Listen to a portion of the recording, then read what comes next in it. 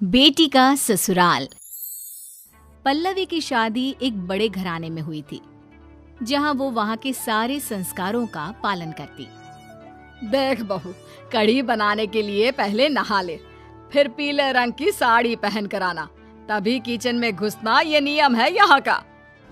जी, मैं अभी पीले रंग की साड़ी पहन कर आती हूँ।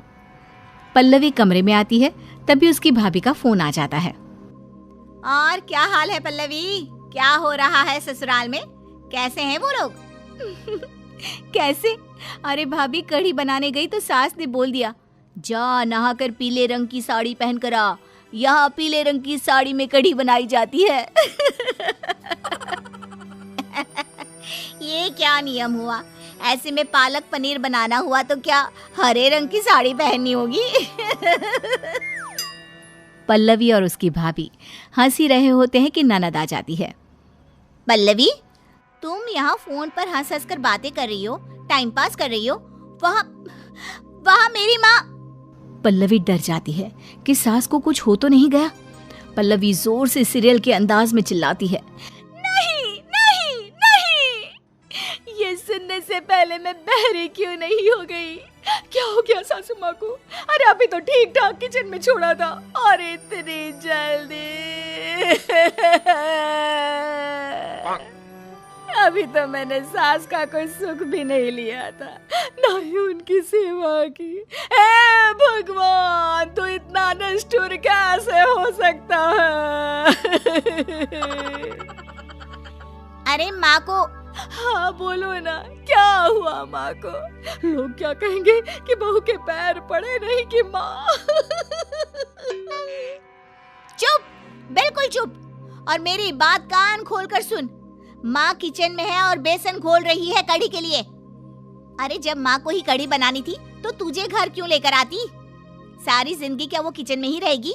उनकी जिंदगी में आराम नहीं लिखा है क्या? अरे ये बात थी दीदी, आपने तो डरा ही दिया। मैं गई तो थी किचन में, वो तो माँ जी ने ही पीली साड़ी पहनकर आ कढ़ी बनाने के लिए ऐसा कहा। फिर कमरे में भाभी का फोन आ गया तो वो मैं। बस बस, बातें कम करो, जल्दी से चेंज करके आओ। अब क्या पूरी कढ़ी बन जाएगी तब आने का इरादा है? पल्लवी का ससुराल बड़ा ही कायदे कानून वाला था, और कानून भी ऐसे कि। अरे बहू, ये क्या कर रही है? सासू माँ, मैं वो खाना खाने जा रही थी। कहाँ जा रही है? सुन, अभी तू खाना नहीं खा सकती। अभी नहीं खा सकती हूँ? क्यों, क्या हो गया?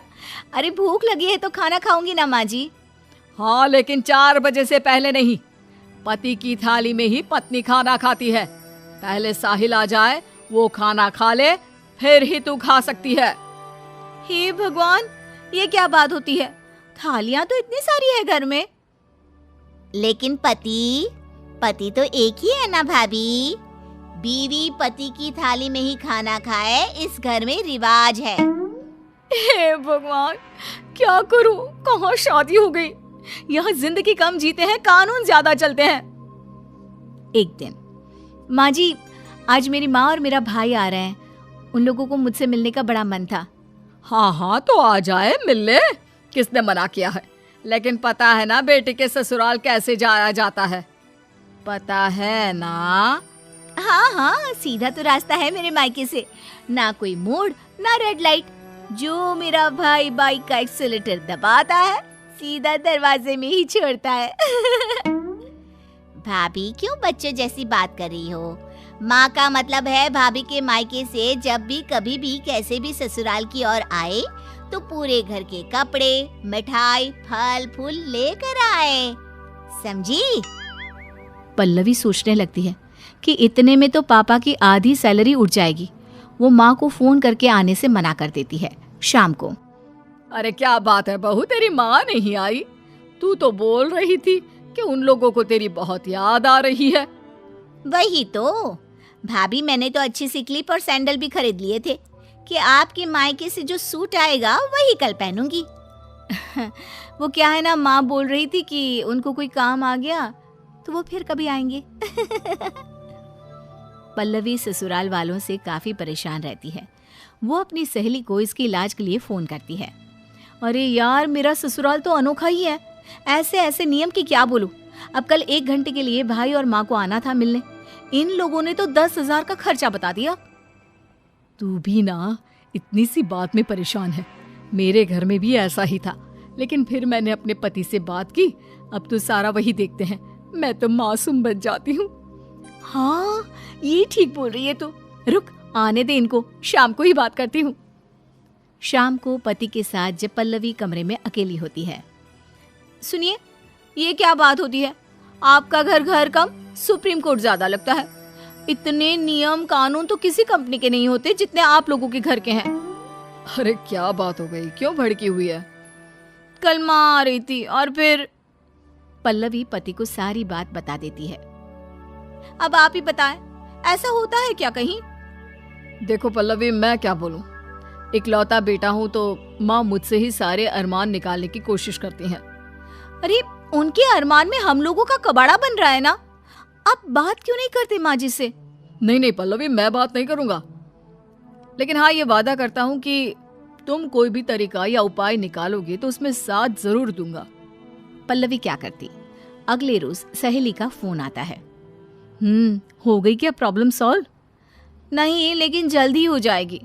अच्छा चल रसोई में जा रही हूँ, देखो सास को क्या बनवाना है। अरे पल्लवी बहू, जाकर लाल साड़ी पहन कर आ, वो क्या है ना आज राजमा बनेंगे। जी माँ जी। पल्लवी जाकर लाल साड़ी पहनकर राजमा बनाती है, फिर वापस कमरे में जाकर सफेद साड़ी पहन लेती है। हे भगवान, ये क्या हो गया है बहू, सफेद साड़ी सुहागन नहीं पहनती, पता है ना? वो क्या है ना माँ जी, पीले में कड़ी, लाल में राजमा, तो मैंने सोचा सफेद में चावल बना लूं, अब क्या बार बार बदलना। नहीं बहू, मुझे माफ कर दे, बस ये साड़ी बदल ले, हाथ जोड़ती हूँ। तो वादा कीजिए आज के बाद बार बार साड़ी बदलने के लिए नहीं बोलेंगी, नहीं तो सोच लीजिए। अरे नहीं कहूंगी, बस करना अब। अगले दिन, माँ जी मैं 4 दिन के लिए मायके जा रही हूँ। अरे क्यों? 4 दिन के लिए मायके चली जाएगी तो घर का काम कौन करेगा? क्या करूँ माँ जी, माँ के पास बात करने के लिए बहुत सी बातें हैं। अब आप तो समझ ही सकती हैं कि वो क्या हो सकती हैं। अब थोड़ी देर के लिए वो लोग आएंगे तो ना मन भरेगा ना ही बात पूरी होगी, फिर इतने नियम कायदे हैं इस घर के।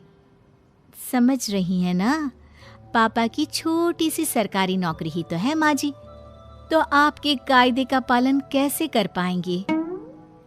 और पल्लवी मायके चली जाती है। 3 दिनों तक घर का काम करके सास और ननद थक जाती है।